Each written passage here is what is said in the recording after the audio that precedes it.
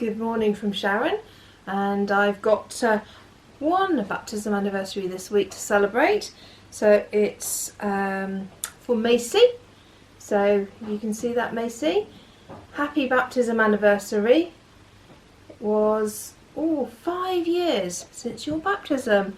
So lovely to have you with us. Right, and then I'll give you some details on the craft that you can do after the service today. There'll be an email information pack that I'll have emailed out to everybody. If you haven't had that, then if you want to get in touch with me at families@camfordparish.org, then I'll be able to put you on our mailing list for each week with the information. And so basically you've probably got about 3 different options. There's a printable craft that I've sent out. Another idea I thought, perhaps if you're out for a walk, because our story is about going on a journey today, if you go out on for a walk and pray for each house as you pass it, for the family that lives inside that house, and you could also make some bread or some jam tarts, something like that, something tasty to eat and to share with your family. So I'll get on with our story for this morning, and our story today is called On the Road to Emmaus. Talking and walking, walking and talking, the 2 men travelled from Jerusalem to Emmaus. It was a long journey on foot, and because the 2 men were followers of Jesus, there was plenty to talk about. Like the rumour that some of his friends had seen him alive again. So talking and walking, walking and talking, they made their way. Then a stranger joined them. "I hear you talking. I see you walking," said the stranger. "You sound excited. What are you talking about?" "We're talking about Jesus," said one of the men. And then, talking and walking, walking and talking, he explained.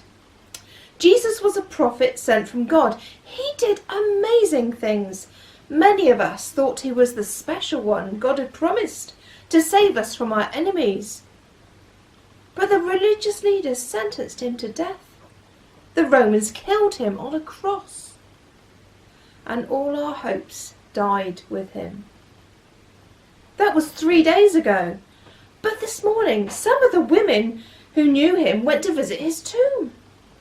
And his body wasn't there. Better still, an angel told them that Jesus wasn't dead anymore, that he was alive again. The stranger listened carefully, and then talking and walking, walking and talking, he told the 2 men what he thought. "You sound surprised," he said. "Isn't that what the prophets said would happen to the special one? If this Jesus died and came to life again, then surely that shows that he is the special one you've been waiting for." At last, talking and walking, walking and talking, they came to Emmaus. "It's late," said the 2 men to the stranger. "Why don't you stay with us overnight?" And so, talking and walking, walking and talking, they prepared a simple meal. "Do you mind if I give thanks for the food?" asked the stranger. "Of course not," said the 2 men. So, taking and breaking the bread, the stranger bowed his head and prayed. And that's when the 2 men knew. The stranger, the man on the road, the one they'd been talking and walking with all afternoon, wasn't a stranger at all. He was Jesus, alive again. But before they could say a thing, Jesus disappeared. He simply wasn't there anymore, and they were left alone to wonder. "We need to tell someone about this," they cried. So they hurried back to Jerusalem, not talking, not walking, but running and jumping for joy.